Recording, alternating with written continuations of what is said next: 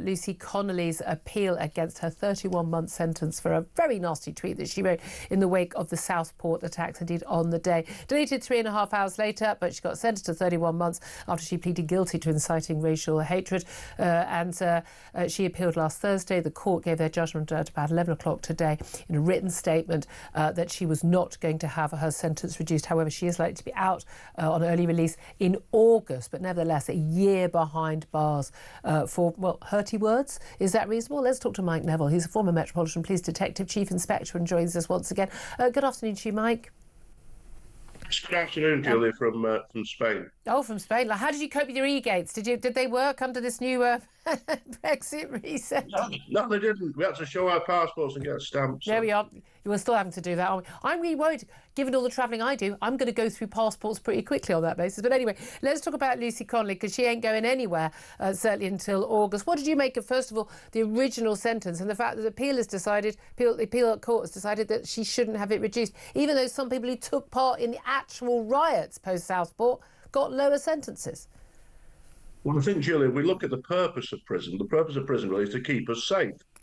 And what threat is she? So if we look, for example, we're told there's a limited number of places and it's 99% full. So yeah, they're already releasing burglars, drug dealers, violent men. If you look domestic at people abusers, who carry knives, yeah, domestic. Let's look at people who carry knives. Less than 30% of people who carry a knife go to prison, yeah, and they go to prison for 6 or 7 months on average.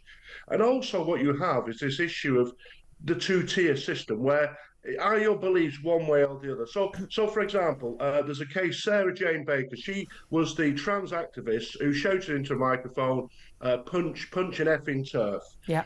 She was found not guilty of incitement on that. But that was these were direct words, okay? Found not guilty by a court of law, but to a crowd, telling people openly, inciting them to violence. Oh, that's right. We have the Kent councillor at the same.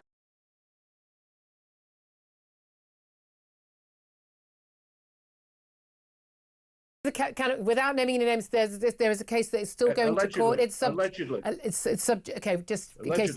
Allegedly. Okay, there's just. And then we have the three women who were found guilty of supporting terrorism, who had the hang gliding stickers on their backs during the Palestinian marches. Yeah. They received a 12-month conditional discharge. That means nothing. You walk out of court on the day. So what it tells people is that if you support one side of the political debate, it would seem that you get treated differently from the other, because Lucy Connolly is no risk to me, you, or anybody else. She said vile and nasty words on the thing. She should have been cautioned for that. She's a woman with no previous conviction. And you think that there should have been some action over the tweet? I mean, again, just to remind everyone what she said, because I do think it's important when we're discussing this, we know what she said. Mass deportation now, this was within hours of the Southport attack. We knew that little girls had died, and this is when the rumours were still going on that it was an asylum seeker. And that was completely false. Mass deportation now, set fire to all the effing hotels full of the bees, for all I care. She used the actual words. If that makes me racist, so be it. She then deleted that tweet later, just within 3.5 hours. There were lots of other mitigating factors. She herself had lost a child to illness years earlier.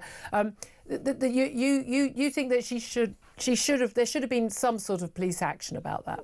Police go around and say this is completely unacceptable and remove it or whatever. But it is something which could have been dealt with in a much better way and freeing up a prison place. The other really strange thing about all this, Julie, is when at the time, Keir Starmer, a man who keeps telling us about his being a lawyer and the Director of Public Prosecutions, he made a big deal about I can't say anything about Axel Ruder-Cabana. Yeah. I can't say anything about his motives, the fact that he knew within hours he had rice in an Al-Qaeda handbook. I can't say anything about that. It would have impacted on the court.